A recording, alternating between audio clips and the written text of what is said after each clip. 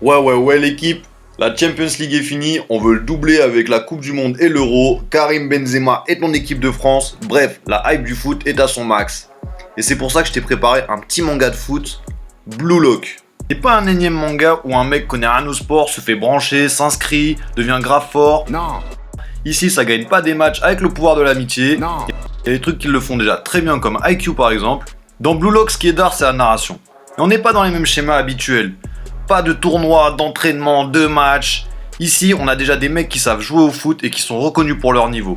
On a même le droit à des éléments assez intéressants et plus ou moins inédits, comme des 3 contre 3, des 4 contre 4, des 5 contre 5, des mises en place tactiques vraiment intéressantes, des entraînements assez inhabituels. Et on a un suspense qui dépasse la simple question de qui va gagner. Il croyait que... Mais non. La plus grande diff dans Blue Lock, c'est qu'il aborde le sport avec un angle grave différent, plus cruel, certainement plus réel, en traitant de l'ego nécessaire à n'importe quel sportif de haut niveau pour exceller. Et l'ego, c'est justement ce qui manquait au Japon à la dernière Coupe du Monde. Et c'est là le point de départ de notre histoire, littéralement, la défaite du Japon en Coupe du Monde contre la Belgique. Et c'est pour éviter ces erreurs qu'Ego Jinpachi crée le Blue Lock, un camp d'entraînement pour former le futur meilleur attaquant du Japon et du monde. Si là on baigne pas dans l'ambiance de l'Euro mon pote, selon la légende, Dédé aurait rappelé Benzé après avoir lu les scans. On suit Isagi, qui est un œuf pas mauvais mais qui joue dans un club franchement claqué et qui est invité à participer au Blue Lock. Après la condition pour participer elle est assez méchante, mais ça c'est à toi de le découvrir. Bref, dans Blue Lock, quasiment chaque joueur correspond et est inspiré de près ou de loin à un joueur qui a réellement existé. Un genre de Zlatan à l'ego démesuré qui met des grosses bastos de 40 mètres, un Ronaldinho qui est là pour le beau jeu et les dribbles éblouissants, et on a carrément un Mbappé dedans. Et je te jure que c'est vrai, regarde. Ils ont juste modifié son blaze. Vous êtes pas content?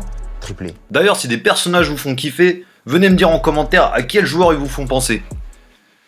Mais Blue Lock, ça montre aussi les coulisses de la carrière de footballeur. Beaucoup d'appelés pour peu de sélectionnés, des sacrifices, des entraînements de ouf, les remises en question et surtout l'ego qu'il faut savoir développer pour mettre à son service le collectif et être le meilleur attaquant du monde.